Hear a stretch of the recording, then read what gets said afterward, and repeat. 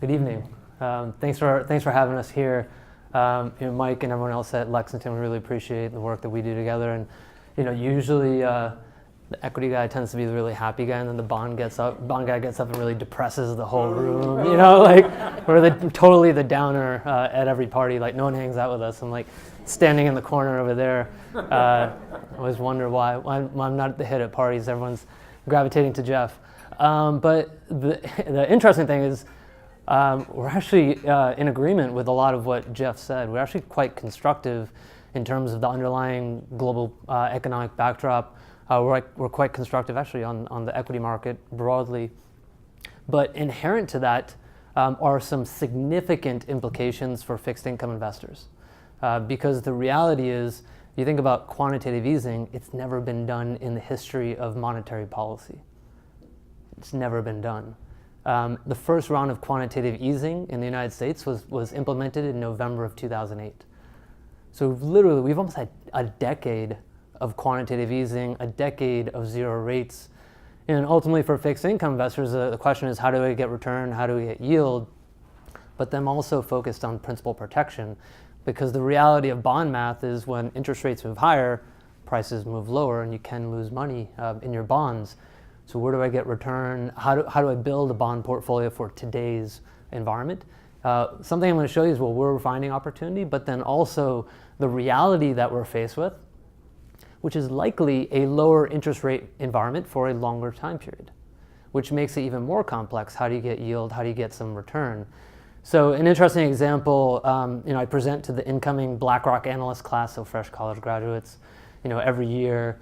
And I present the fixed income section, and I'm trying to explain why it's so complex in today's fixed income market in comparison to anything that we've seen historically. And as a point of reference, I said, well, if you went back to 1995, 1996, you could have gotten 5% in cash. You could have gotten 5% in a CD, right? You can't even get 5% in the high yield bond market currently. So below investment grade corporate credit securities, you can't even get 5%. Then I asked the question, I was like, well, by the way, how old were you guys back in 1996? And one person raised their hand, like, yeah, we weren't born at that time period. So, which is a kind of a scary thought, considering there's a huge portion of the population, working, wage earning portion of the population that only knows zero interest rates. That's a whole nother conversation to get into, but that's inherently the challenge that we face as fixed income investors. And I think bonds continue to serve a very important part of a well-diversified fixed income portfolio, but I'd say you need to rethink how you structure a bond portfolio, and particularly as we're at this dramatic inflection point. Because the reality is, those past 8 years that I described of quantitative easing, not only in the United States, in Europe, in Japan, zero rates across developed markets around the world, is changing. It's starting to move in the opposite direction. So where there's no playbook to this, where we have never seen this in history, the question is, how do the markets react? How does this all play out? How do I position portfolios? So that's some of the topics I'm going to get through in literally 15 minutes, so no problem. If I were to highlight one chart, I think this is it. I think this is the chart that you want to pay attention to. It really highlights what's so complex about today's fixed income world, beyond the fact that there are like a ton of bubbles on this page. But what we did to kind of capture that exact idea, that example that I provided to the incoming analyst class, we essentially show 2005 on the left-hand side of the page, and then 2017 on the right-hand side of the page. What this grid shows, the x-axis is the interest rate sensitivity. So how much interest rate risk are you introducing via any of these kind of sectors of the fixed income world? The y-axis, the vertical axis, is the yield. So the bubbles represent every investable area of the fixed income world. The size of the bubbles are the size of each of the respective markets. Okay, now that being said, given it always takes time to walk through exactly what we're looking at here. Now, what are the implications? Pretty dramatic implications when you think about it. And you can actually draw a lot from this. But first, to note, when you go from 2005 to 2017, what has happened generally all the bubbles have moved to the right, i.e. the entire market has become more interest rate sensitive in nature at a time when the rates are at their lows and you're kind of worried about rates potentially moving higher. And the entire market has moved lower in yield. And add to the complexity of that, some of these bubbles have actually gotten bigger. So what bubbles have gotten bigger? It's Japanese sovereign debt, European debt, broadly developed market government debt has dramatically expanded in size, so the green and orange bubbles. So the challenge, and you think about, well, where can you get yield? It's really in the upper left-hand quadrant of this chart. But something to note in terms of the upper left-hand quadrant, there's not a lot there, first of all. And also the bubbles are small. They're small relative to where you're not getting any type of return. So when you think about quantitative easing, what is quantitative easing? Basically, it's where the Fed effectively kind of prints money, where you're buying out debt in circulation. And by virtue of doing that, you suppress prices, you suppress yields, and you force investors further out on the risk spectrum, i.e. either take on more interest rate risk, or you take on more credit risk, or you allocate money into the equity markets. So it has had implications for performance of asset classes broadly. But the other thing, and we'll get into its implications as we unwind it, but the other thing it's caused is there's very few areas where you can get yield ultimately in today's world, and it's in the smaller bubbles. So everyone is going into the smaller bubbles. So you're almost creating a bubble within the bubble. I would argue, to Jeff's point, I don't think there's a dramatic bubble relative to the dot-com and other eras, but it creates challenges. And fixed income market is not the most liquid market. It's not like the equity markets. So you really need to think about that too. So we have dramatic reversals and flows. You really need to be mindful of where you hold your risk. So the number one conclusion, and I'll start with the conclusion before I go through any of the data, is in today's fixed income market, you really need to be diversified. You really need to think about, ultimately what is the role that bonds are meant to serve in your portfolio? Is it income? Is it protection? Is it ballast against your equity risk? And then think about thoughtful portfolio construction around that. That's ultimately what's going to win over time. And as we dig into, what are the thoughts on interest rates? Because this pretty much this is my second favorite chart in the deck. Every chart is my favorite chart, fair disclosure. But this is also kind of the gig right here. So this is the Federal Reserve's balance sheet. So prior to the credit crisis, the Federal Reserve's balance sheet was less than $1 trillion in size. Post 3 rounds of quantitative easing, throw in what they called an Operation Twist, which was a bit getting creative around monetary policy. You have a balance sheet that's roughly $4.25 trillion in size, composed primarily of U.S. Treasury debt, which is the blue, but then also agency mortgage debt. So they bought a ton of mortgages, government-backed mortgages. And as I mentioned, what has this done? It's called what the Fed calls portfolio rebalancing channel. It's a very fancy term to basically say, as I mentioned, they're forcing investors further out on the risk spectrum because I'm getting nothing in my bonds, in my safe government bonds, so I need to move out into the high-yield bond market. I need to move out on the risk spectrum. So the question for investors is, well, what happens when we get into the second half of this chart? Because what the Fed has done, what the Federal Reserve has done, is they've told us they're reducing the size of their balance sheet. So when that moves in reverse, does that mean, well, since the expansion of the balance sheet drove interest rates lower, it drove asset prices higher, it's benefited the equity markets, do you see the exact opposite? And I would argue not. That within this context, we actually stay in this lower rate paradigm for a longer time period. And we're actually kind of pretty constructive on the equity markets within the context. So you may ask, why? Well, first, as Jeff pointed out, when you think about policy withdrawing, what's the engine that is replacing it? Global growth is actually pretty good, as Jeff mentioned. And it's not just the US, it's not just Europe. You look across 27 developed and emerging market nations, all 26 out of 27 are in expansionary mode. So you actually have real economic growth that's stepping in to replace the artificial support that's been provided via the Federal Reserve.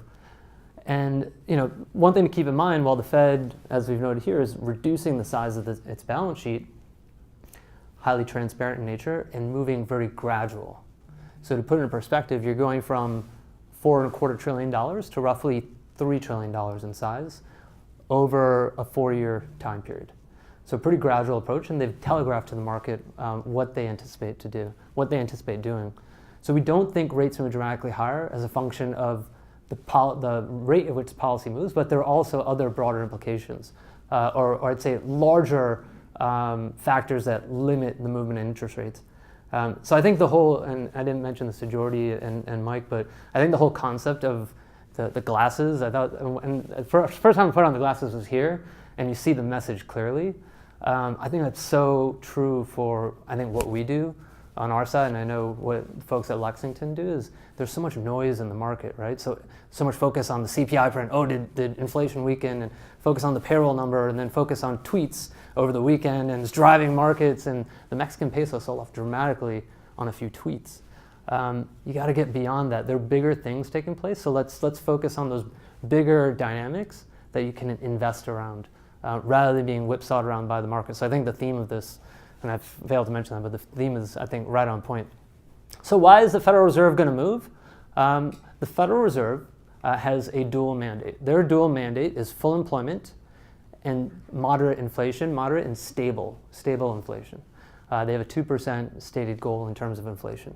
Now what we've shown here is the unemployment rate. And historically, we go back to 1960, one thing to note, well, we're currently very close to 4% unemployment. We've added roughly 16.4 million jobs since 2010. I checked it, it's roughly 2.5 times the population of Massachusetts. I figured that would be an interesting stat, given the location. But there's very few points in time that you've actually seen unemployment right around 4%.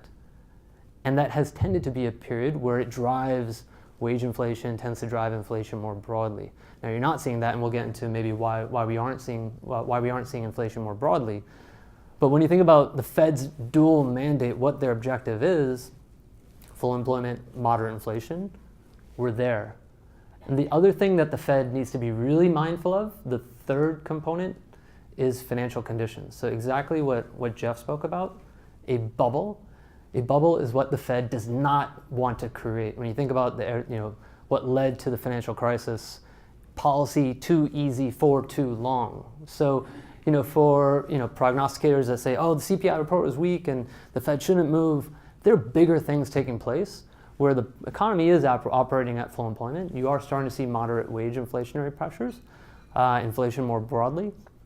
But the real challenge, and I don't have the chart here, is despite the Fed having raised rates, financial conditions have gotten easier, which is counterproductive to what the Fed is trying to do. Think about the inverted curve dynamic. They want to slow down the economy. It's increased. It's actually, the pace of growth has improved. So when you think about Fed policy and the longer term nature of Fed policy, they kind of have to move. So really key, an interesting way to think about it is put in a historical perspective, moving from 4 to 6% in terms of raising interest rates is very different from going from 0 to 2. And why is that? At 0% interest rates, our argument, and we've been very vocal with the Fed, we're down in Washington quite a bit, presenting to the Federal Reserve and government broadly. But at 0 interest rates, you're actually hurting the economy. Why is that? Because you're penalizing savers. As savers, I earn nothing in my savings account. So you're penalizing savers on behalf of borrowers, and you're creating an unproductive allocation of capital. What does that mean? It means corporations don't invest in their businesses. If my debt is free, I'm just going to issue debt for free, and I'm going to buy back my equity. I'm not investing in my business. I'm not growing my business. I'm not hiring. So if you can raise interest rates, the theory is, we think financial conditions have gotten easier, is you're restoring equilibrium back to the financial system. That it can actually be quite productive in terms of creating velocity in the financial system. It can be quite productive in terms of creating growth. And to Jeff's point, it actually can be quite productive for earnings and the equity markets. Rare occasion to hear a bond person speak about the equity markets. Yes, sorry, thanks, Mike. So velocity of money, sorry to use a kind of an industry term.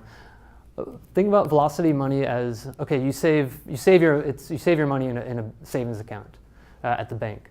Then the bank turns around and lends that out to other borrowers. That's velocity, right? So you're creating the system where corporations are borrowing, they're investing in businesses, they're hiring people, earning wages, then you have greater consumption, that consumption goes into the economy, and the money multiplies through that system. The velocity has been constrained because zero interest rates, I'm earning nothing on my savings account, so I need to save more. So it's kind of counterproductive, right? So if zero interest rates are supposed to create greater growth, it's actually hurting it. Because to reach my savings goal, I need to save larger quantities. And the other side of the equation is corporations aren't investing in their businesses. They're not creating these productive jobs, creating greater wage growth. So that's what we mean by velocity of money. So if you can improve the interest rate environment, you can actually improve the economy. And we think that's the direction we're going. Now, why don't we think interest rates move dramatically higher? And I mentioned there's broader secular dynamics that are impacting the level of interest rates. There are three things that are much more broad, that are not discussed in the media in this kind of headline Twitter world. Three things that really drive interest rates.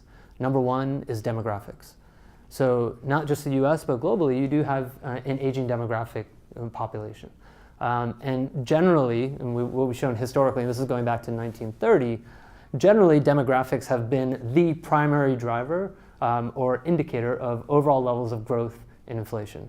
And it makes sense where if you're either in accumulation phase versus decumulation phase, it has implications for borrowing and maybe buying a boat or other kind of frivolous purchases versus maybe decumulating assets.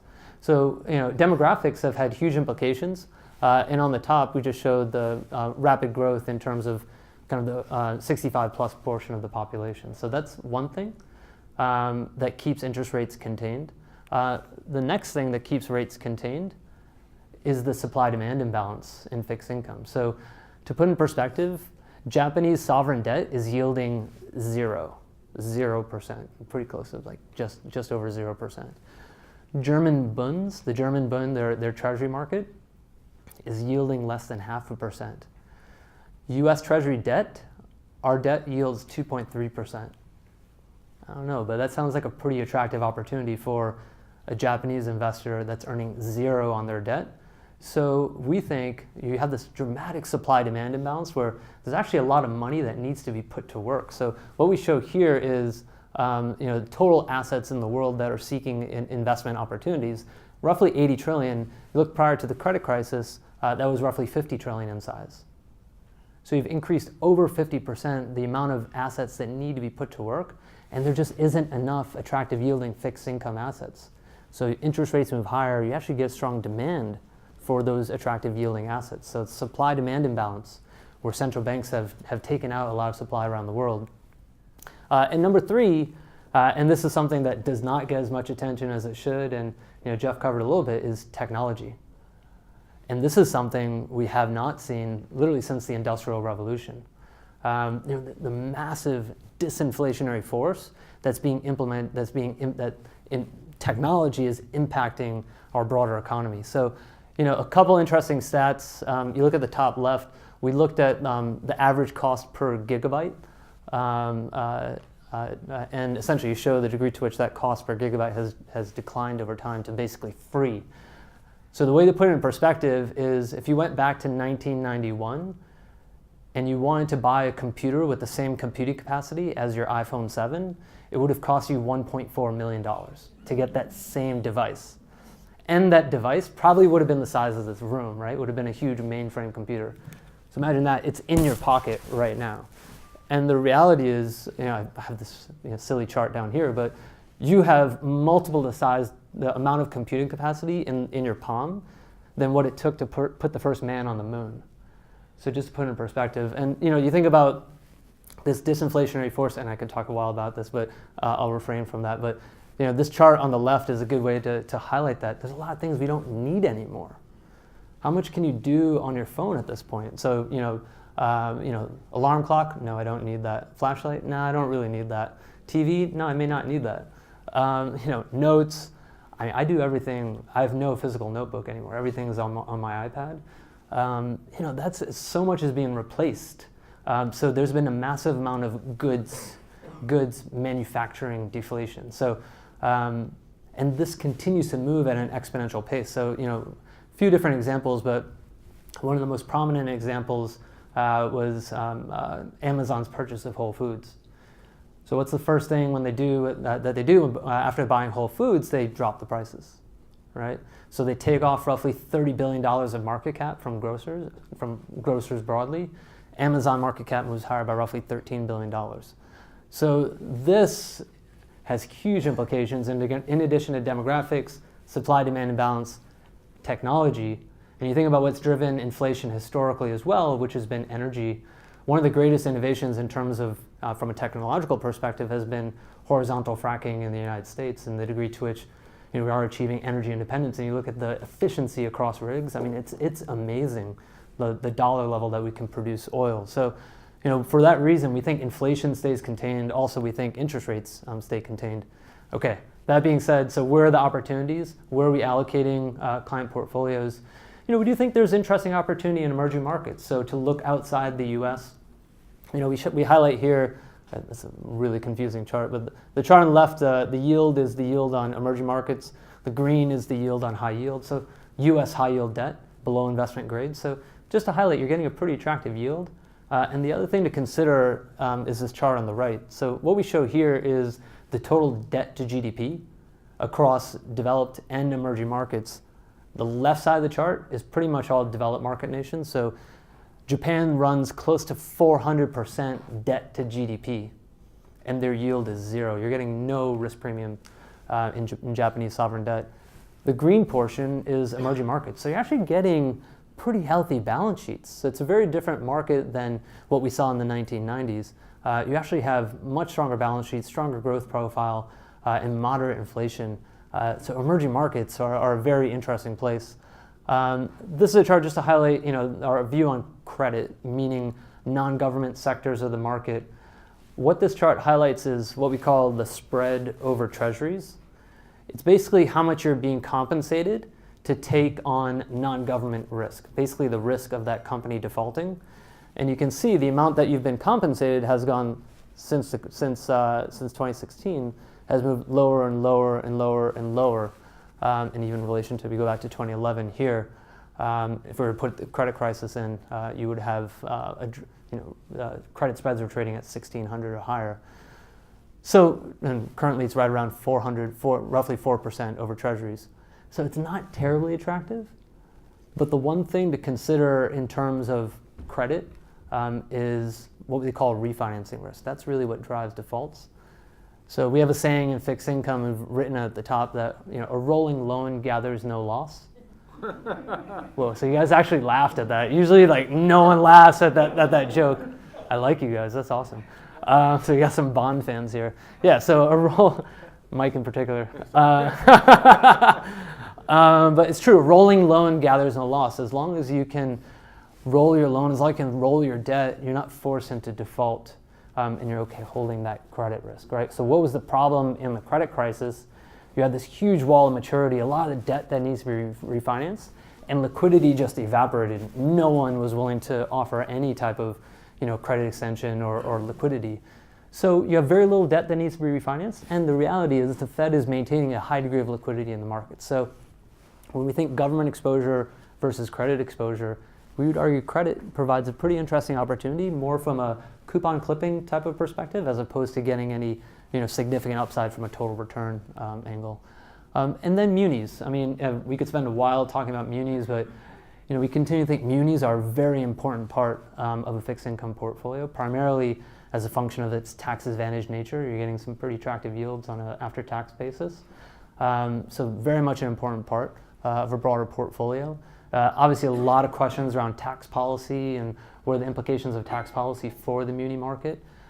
To put it in perspective, if the highest bracket in terms of tax rate has dropped from 39% down to 35%, we think the muni market holds up pretty well. So, to put it in perspective, the market is pricing in terms of the muni market, is pricing in an average tax rate of 31%. So it's a pretty maybe dire outlook in terms of the potential tax environment. So we think you have some room there. The other thing is the average effective tax rate for most muni investors is in the mid to high 20s. So that cut in the highest marginal tax rate, we don't think it has huge implications. And there's also a lot of discussion around state and local taxes, and if state and local taxes are not included as a deduction, what are the implications for the muni market? I think it holds up pretty well. We actually think you get more demand for munis under that context, particularly in higher income states. So with that, I'm not going to belabor too long, but I'll close out with this one chart, and we've used the iPhone 10 just to get back to that technology theme. All right, another nerdy bond. But we actually asked Amazon if we could use their logo in this chart, and they were like, "Yeah, totally, go, have at it. That's great, free advertising for us." But highlights here, using the kind of stupid metaphor of the Amazon ratings. What do we like, and how are we positioning portfolios? Generally, we're defensive on government rates. We're really kind of mindful that we are at this inflection point of monetary policy. We're constructive on credit sectors of the market, between corporate credit, high yield, as well as investment grade, what they call securitized sectors of the market, so commercial mortgages, residential mortgages, loans as well, and then, as I mentioned, emerging market debt. But given where valuations are currently, I think it's very worthy to reinforce there's no one silver bullet in today's market. You really need to be thoughtful in terms of building portfolios, balancing risk, and building fixed income appropriately relative to your objectives. And I think this is where Mike and the folks at Lexington can prove quite helpful. So opportunities in the bond market, but I think it's a quite different market that requires maybe a more skilled hand to navigate. So with that, look forward to your questions, but I'll just stop there. Thank you.